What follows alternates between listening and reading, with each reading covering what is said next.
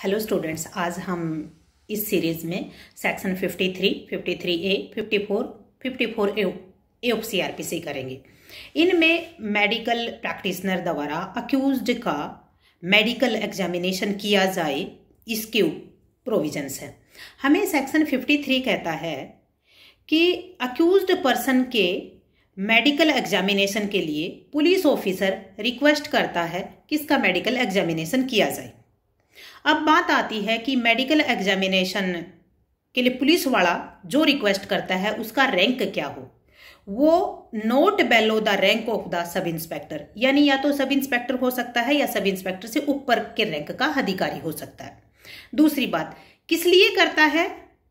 उसे लगता है कि यदि इसका मेडिकल करवाया जाएगा तो यहां से एविडेंस मिलेगी, जो एविडेंस इन्वेस्टिगेशन में हेल्प करेगी।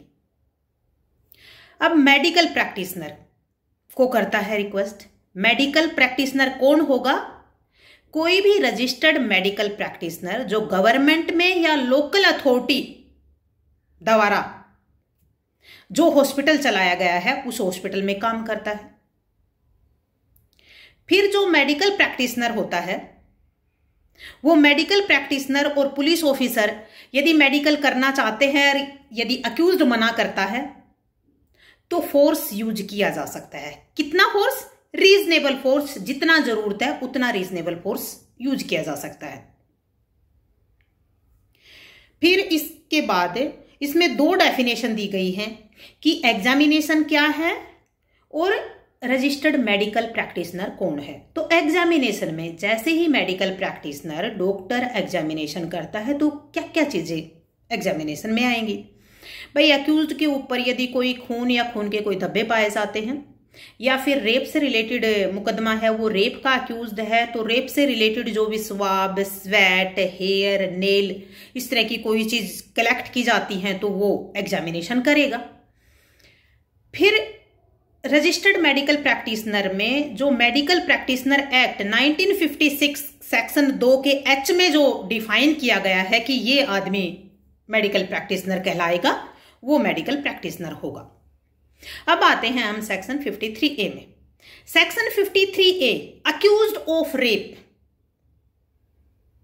अक्यूज्ड ऑफ रेप के बारे में बात करता है कि यदि कोई रेप का अक्यूज्ड है तो उसका मेडिकल करवाया जाएगा। पुलिस ऑफिसर वही सब इंस्पेक्टर के रैंक का या उससे ऊपर का अधिकारी हो सकता है। ऑब्जेक्ट वही है कि एविडेंस कोई मिले, उसको लगता है कोई एविडेंस मिलेगी और जो इन्वेस्टिगेशन में हेल्प करेगी। लेकिन यहां पर जो क्राइटेरिया दे रखा है ना, जहां से अरेस्ट किया जाता है, वो 16 किलोमीटर का क्राइटेरिया दे रखा है जो 53 में नहीं दे रखा था। फिर उस अक्यूज्ड का एक प्रोफाइल तैयार की जाती है जिसे DNA प्रोफाइल कहते हैं। उस प्रोफाइल में लिखा जाएगा, जब मेडिकल रिपोर्ट तैयार करेगा डॉक्टर तो लिखेगा उस जिस व्यक्ति का मेडिकल हुआ है यानी अरेस्टेड पर्सन का, और उसका पूरा एड्रेस, उसका नाम, जो पुलिस ऑफिसर उसे लेके आया है उसका नाम लिखा जाएगा। अक्यूज्ड की एज क्या होगी, एज लिखी जाएगी। अक्यूज्ड से किस तरह के मटेरियल उसे मिले हैं वो उसमें डिटेल लिखा जाएगा, उसमें क्या क्या मिला है। फिर अक्यूज कोई भी इंजरी यदि है, कोई भी निशान कुछ भी है, वो सारे वहां पे लिखा जाएगा। और कोई भी मटेरियल पार्टिकुलर्स जरूरत पड़ती है तो वो भी लिखता है। तो एक प्रोफाइल तैयार होती है। उसके बाद वो जब कंप्लीट करता है तो एक कंसाइज रिपोर्ट लिखता है कि इसमें क्या है। वो कंसाइज रिपोर्ट लिखेगा डॉक्टर। जिस टाइम से मेडिकल शुरू किया है और जिस टाइम पे मेडिकल खत्म हुआ है वो टाइम लिखेगा, और इस रिपोर्ट को बना के इमीडिएटली पुलिस ऑफिसर को देगा, ताकि पुलिस ऑफिसर 173 में जो चालान देता है उस चालान के साथ मेडिकल रिपोर्ट को कोर्ट में प्रोड्यूस कर सके। अब आते हैं हम सेक्शन 54 पे। 54 पर पुलिस ऑफिसर मेडिकल एग्जामिनेशन करवाता है। यहां पे रिक्वेस्ट नहीं होती है, रिक्वेस्ट 53 में होती है। कब करवाता है? जैसे ही अरेस्ट किया जाता है तो अरेस्ट के इमीडिएट बाद अक्यूज्ड का मेडिकल करवाया जाता है। और क्यों करवाया जाता है, ये कहीं ना कहीं सेफ्टी ऑफ पुलिस ऑफिसर भी होती है कि कल ये आदमी इल्जाम लगा देगा अरेस्टेड पर्सन की पुलिस वाले ने इंजरी की है, तो ये सेफ्टी हो जाती है कि हमने जैसे अरेस्ट किया इसको मेडिकल करवा दिया था और मेडिकल करवाया तो उसमें कोई भी यदि उस पर इंजरी होती है या किसी प्रकार के निशान पाए जाते हैं तो मेडिकल रिपोर्ट में आ जाते हैं कि जब हमने अरेस्ट किया तो उस टाइम इस पर ये थे। फिर जब भी मेडिकल किया जाता है तो यदि फीमेल है तो फीमेल मेडिकल ऑफिसर द्वारा किया जाएगा।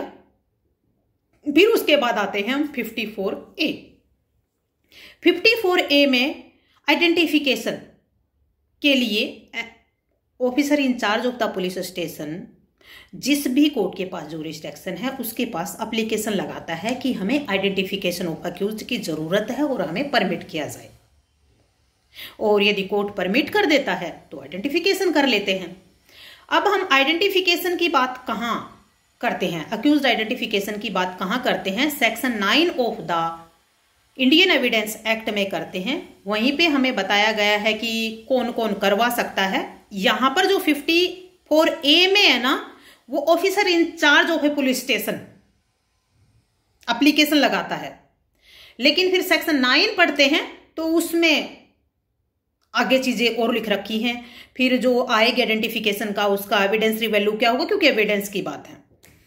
देखो अब हम इनको कंक्लूड कर लेते हैं। 53 में on the request of the police officer sub inspector के रैंक्स का होगा या उससे ऊपर का होगा, मेडिकल प्रैक्टिशनर को करेगा और यदि फोर्स का यूज करना पड़ता है रीजनेबल फोर्स का यूज करेगा और एविडेंस का मिलने की संभावना है इन्वेस्टिगेशन में हेल्प करे। और यदि फीमेल है तो फीमेल का फीमेल द्वारा ही किया जाएगा। उसके बाद 53A में यदि अक्यूज्ड ऑफ रेप केस है तो वही सब इंस्पेक्टर के रैंक या उसके ऊपर का होगा, मेडिकल प्रैक्टिशनर करेगा, वही गवर्नमेंट या अथॉराइज्ड का होगा। वो 16 किलोमीटर का दायरा दे रखा है। एविडेंस यदि जरूरी हो तो पूरा जितना पार्टिकुलर्स है उनको लिखेगा, एज लिखेगा, एड्रेस लिखेगा, जो चीज मिली है वो लिखेगा, कंप्लीशन ऑफ द टाइम लिखेगा और स्टार्टिंग ऑफ द टाइम लिखेगा, कंसाइज रिपोर्ट बनाएगा। फिर उसके बाद 54 में अरेस्ट जैसे ही करता है उसके इमीडिएट बाद किया जाता है और अप्रोक्सीमेट जो टाइम होता है कि भाई किस टाइम इसको लाया गया, मेडिकल हुआ, वो लिखा जाता है। और ये कहीं ना कहीं पुलिस वाले के डिफेंस में भी काम आता है। और अक्यूज्ड अगर फीमेल भी है तो फीमेल का फीमेल द्वारा किया जाएगा। भाई जितनी भी इंजरी उस पर मिलती है या कोई भी निशान मिलता है तो वो लिखा जाएगा मेडिकल रिपोर्ट में। और वो मेडिकल रिपोर्ट 54 की मेडिकल रिपोर्ट जिस आदमी का मेडिकल हुआ है अक्यूज्ड पर्सन का, अरेस्टेड पर्सन का या उसके रिलेटेड अधिकारी को भी प्रोवाइड करवाई जाती है। और 53A में officer in charge of police station jurisdiction जिस कोर्ट के पास है उसके पास एप्लीकेशन लगाएगा कि आइडेंटिफिकेशन परेड की परमिशन चाहिए। Thank you so much. I hope आपको काम आएंगे। और पीटी के लिए मोस्ट इंपॉर्टेंट है, एक एक फैक्ट जो मैंने बताए हैं नोट डाउन करो और उनको याद कर लो। Best of luck.